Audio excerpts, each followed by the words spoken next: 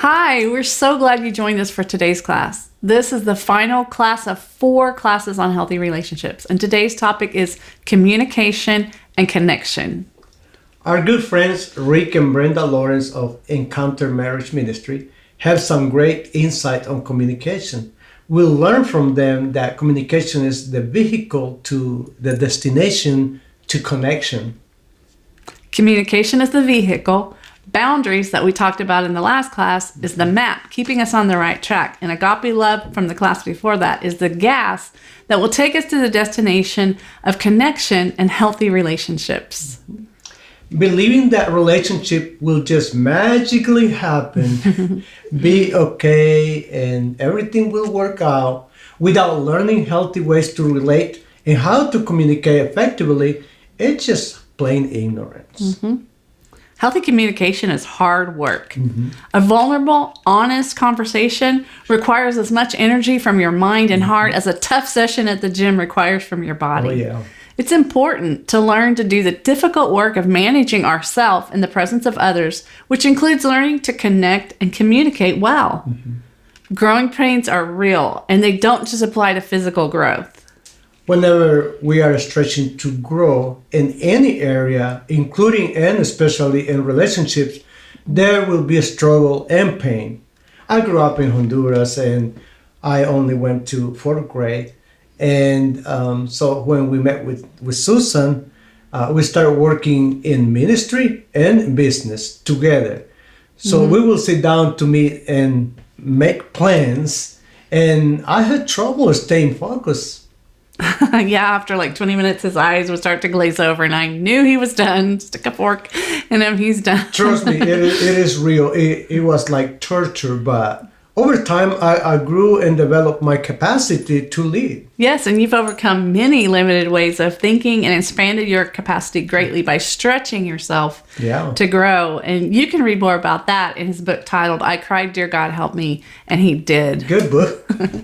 Communication goes way beyond words. We taught some about that in the class Common Union. Our silence, body languages, eyes, and tone all communicate non-verbally. There's a little variance, but the consensus is that communication is more than 90% non-verbal. That's a lot. Some say 92, 93, 99, but there's no doubt most of our communication is non-verbal. Often our attitude, actions, and non-verbal language can override what we are saying with our words. What is said verbally is not always what is meant to be communicated. What is said verbally is not always what is meant to be communicated. You can read more in depth about that in the PDF. We just want to be sure and point out now that there are 2 levels of communication going on at the same time: verbal or overt and nonverbal or covert. And they aren't always saying the same thing. At the covert level, what is really intended to be communicated is not said with words. Susan sometimes she asked me if I want to take a nap, but taking a nap doesn't really mean I'm tired. She means something different. Or if I tell my daughter the clothes are dry in hopes that she will fold them and put them away, I haven't expressed what I truly meant. And this gives her the opportunity to reply, yes, they are, with no intention of folding and putting them away. I shouldn't get mad at her for not fulfilling my wishes because I wasn't clear in my communication. Correct. When we communicate, we need to be aware of what's going on at the covert level, both in ourselves and in others. And if we need to ask questions to clarify exactly what is being said, well, we need to ask. Sometimes covert messages are hidden in sarcasm, in cruel jokes, or even compliments with nonverbal attitudes or actions like and a laugh or an eye roll. Learn to be authentic and brave to speak truth in a clear, overt messages through healthy communication and clarify when you aren't sure what somebody means.